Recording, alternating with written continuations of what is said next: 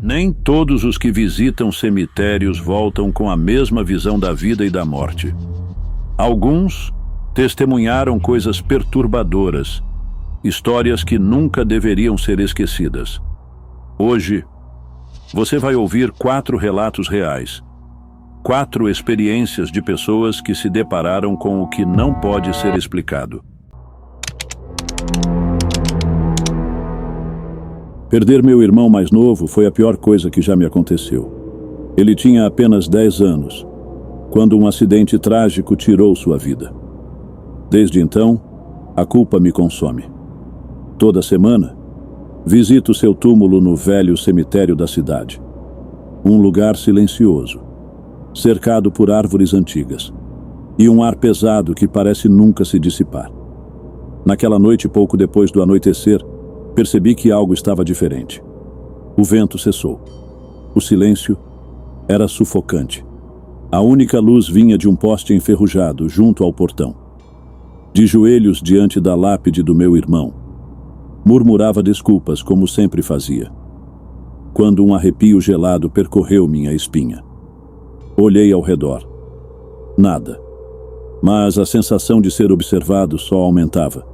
Quando me levantei para ir embora, ouvi um sussurro, baixo, triste, vindo de trás das lápides. Meu coração disparou. Não havia ninguém.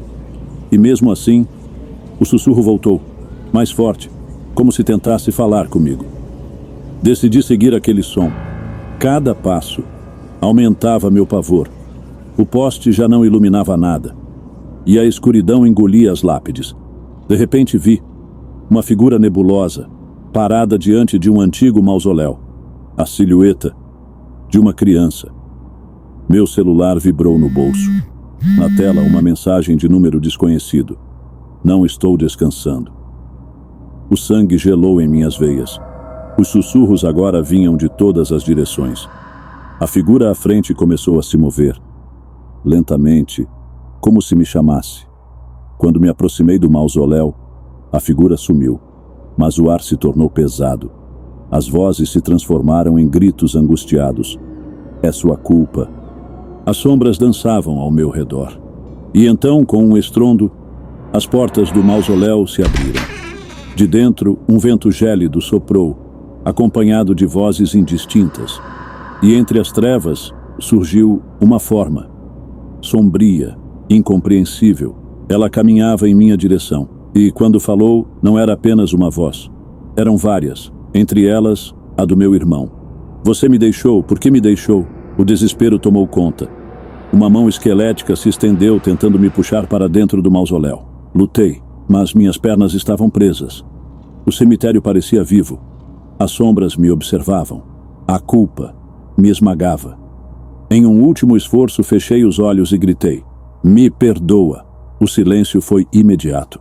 Quando abri os olhos, a figura havia desaparecido. Mas algo frio agarrou meu tornozelo e tentou me arrastar. Caí no chão, arranhando as mãos nas pedras. Lutei com todas as forças, até conseguir me soltar. Quando olhei para trás, o mausoléu estava fechado, como se nada tivesse acontecido. Corri sem olhar para trás, até chegar em casa. Desde aquela noite, nunca mais visitei o túmulo do meu irmão depois do anoitecer. A culpa continua comigo, mas aprendi que certas coisas não devem ser enfrentadas sozinho. E até hoje me pergunto, aquela presença era realmente o espírito do meu irmão? Ou algo muito mais sombrio se alimentando da minha dor?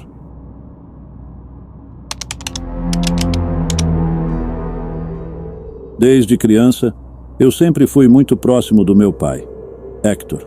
Ele era meu herói, meu melhor amigo e, acima de tudo, meu porto seguro. Eu era filho único e não tinha notícias da minha mãe há muitos anos.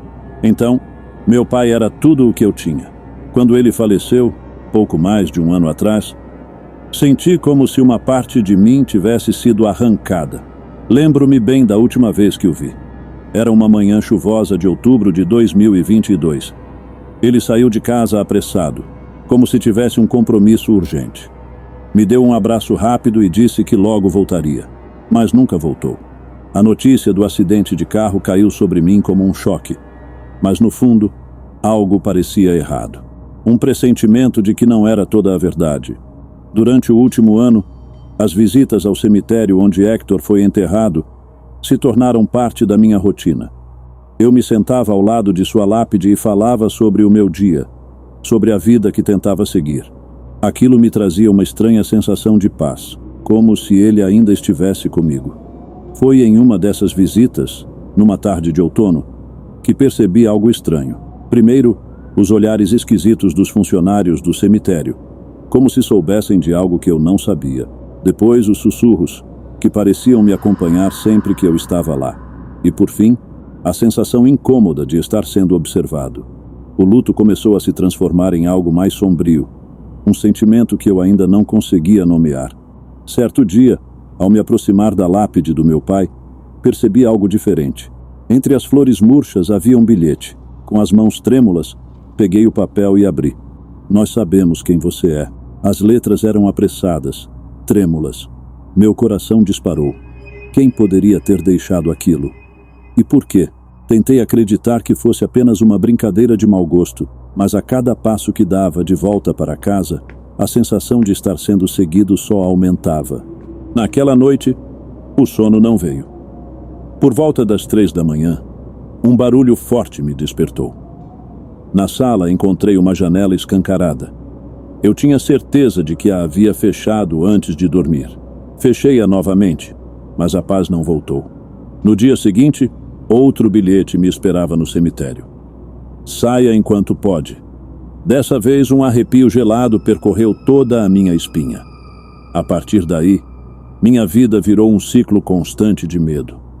Passei a perceber um homem de cabelos pretos, usando um chapéu de aba larga, me observando à distância. Ele estava no cemitério. Depois, no mercado. E, mais tarde, na rua de casa. A confirmação de que algo muito maior estava acontecendo veio numa noite silenciosa. Voltei para casa e encontrei a porta entreaberta. Lá dentro, um caos. Gavetas reviradas, papéis espalhados pelo chão. Para a polícia parecia apenas uma tentativa de roubo mal sucedida. Para mim era um aviso claro. Eu estava em perigo. Dias depois, recebi uma ligação anônima no meio da madrugada. Uma voz rouca e baixa apenas sussurrou: "Você não está seguro." Foi então que decidi investigar as coisas do meu pai. Vasculhei suas gavetas, pastas, e encontrei um caderno escondido no fundo de uma caixa antiga. Nele havia anotações detalhadas dos últimos meses de vida de Hector. Reuniões suspeitas, nomes, números. Entre as páginas, um nome se repetia: Marcos. Segundo o diário, ele era o líder de um grupo criminoso com o qual meu pai havia se envolvido. Minha busca me levou a um bar decadente, um lugar sombrio, onde perguntei por Marcos. Mas os olhares de desconfiança que recebi me fizeram perceber que eu havia ido longe demais. Naquela mesma noite, ao entrar em casa, senti uma presença opressora. Antes que pudesse reagir, um golpe forte na cabeça me apagou. Quando acordei, estava amarrado a uma cadeira, em um cômodo úmido e mal iluminado. À minha frente, o homem de terno preto me encarava com um sorriso frio. "Você fez muitas perguntas, garoto", disse ele, com a voz carregada de ameaça. "Seu pai sabia demais e pagou o preço. Agora é a sua vez de aprender." Ele ergueu a arma lentamente, e naquele instante percebi que minhas chances de sair vivo eram mínimas. Mas antes que o inevitável acontecesse, portas foram arrombadas e passos apressados invadiram o lugar. Policiais surgiram, armas em punho, gritando ordens. Fui levado para fora, ainda atordoado com a rapidez dos acontecimentos. A respiração ofegante, o coração disparado. Um dos policiais se aproximou e explicou que, graças à minha investigação, conseguiram rastrear a gangue de Marcos. O caderno de Hector, aquele diário escondido, havia sido crucial para a operação. Enquanto eu me sentava dentro da ambulância, envolto em um cobertor, recebendo os primeiros cuidados para meus ferimentos, um sentimento agridoce tomou conta de mim. Eu tinha, enfim, descoberto a verdade sobre meu pai. Mas a que preço? Ele havia se envolvido com pessoas perigosas para tentar me proteger. Porém, no fim, foi sua própria vida que pagou o preço. O que eu ainda não conseguia compreender era como aqueles homens sempre sabiam onde eu estava. Como conseguiam me encontrar com tanta facilidade. Um dos policiais sugeriu que talvez houvesse mais envolvidos, pessoas que ainda estavam à solta. Aquela possibilidade deixou uma sombra de dúvida e de insegurança pairando sobre mim. A partir daquele dia, minha vida mudou. Aprendi a valorizar cada memória que tinha de Hector, a aceitar tanto suas falhas quanto suas virtudes. Mas, acima de tudo, aprendi que o medo tem poder. O poder de nos transformar, de nos fazer questionar tudo e todos ao nosso redor. E mesmo agora, enquanto tento seguir em frente, uma pergunta nunca deixa de ecoar na minha mente. Se eles sabiam tanto sobre nós, será que algum dia estarei realmente seguro?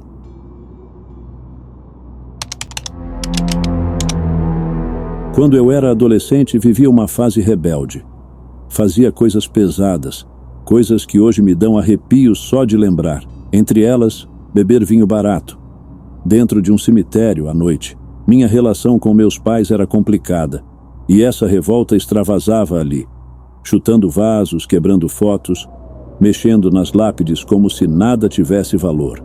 Na época, eu achava engraçado. Hoje, entendo o tamanho do desrespeito. Mas uma noite, tudo mudou. Eu e meus amigos estávamos explorando os túmulos quando encontrei uma foto antiga. Um casal em preto e branco, provavelmente dos anos 40. Sem pensar, chutei o retrato com força. O vidro se espatifou contra uma lápide e o som ecoou por todo o cemitério. Na mesma hora, um arrepio me percorreu. O silêncio tomou conta. E então, eu ouvi um sussurro, uma voz feminina, dizendo meu nome. Meus amigos também sentiram o ar mudar. Mais frio, mais pesado. As sombras pareciam nos seguir.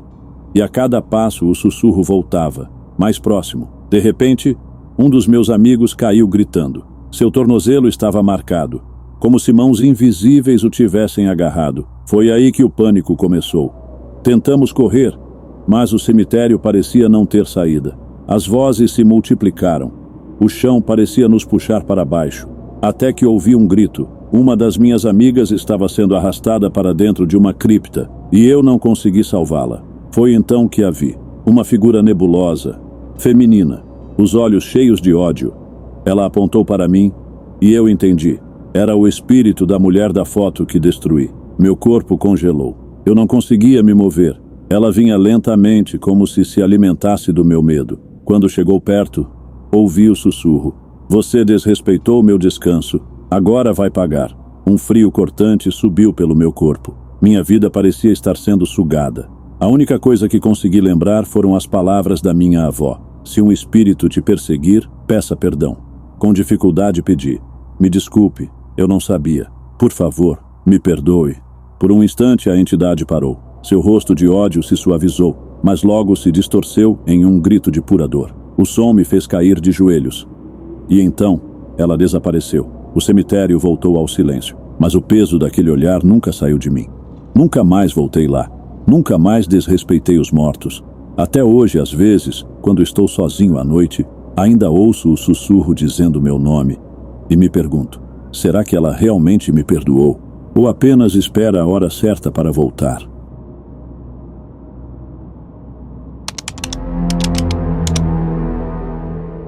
Era dia de finados. Fui ao cemitério visitar o túmulo da minha avó. Já eram quase 19 horas quando cheguei, segurando flores nas mãos. Enquanto rezava, um som inesperado cortou o silêncio. Uma risada de criança, ecoando entre as lápides. Um silêncio era tão pesado que o vento soprava. Sentindo arrepios, eu olhei em volta. E lá estava ela. Uma menina pálida, de roupas antigas, segurando uma boneca quebrada. Os olhos dela fixos em mim. E então, com uma voz frágil, perguntou: Você quer brincar comigo? Meu coração disparou. Tentei me afastar, mas não importava por onde eu andasse. Sempre retornava ao mesmo túmulo da minha avó, preso em um labirinto sem saída. Foi então que ela começou a cantar. Uma melodia antiga, arrastada, que soava mais como um lamento do que como uma música. Sua voz se multiplicou, ecoando de todos os lados, ensurdecedora. Juntei toda a coragem que me restava, como se uma força divina me empurrasse. Corri em direção ao portão do cemitério. Atrás de mim, passos leves, risadas que se aproximavam. Finalmente alcancei meu carro. Liguei o motor com as mãos trêmulas e parti em disparada. Naquela noite, mal consegui dormir. E já de madrugada, barulhos no telhado me acordaram. E de repente, um calafrio subiu pelo meu corpo e uma voz sussurrou em meu ouvido: Você não vai mesmo brincar comigo? Esses foram apenas 4 relatos. Mas a cada história contada, outras, ainda mais sombrias, permanecem escondidas. O medo não acaba aqui. Ele só se espalha, silencioso, esperando a próxima noite. E você estaria preparado para ouvir o próximo?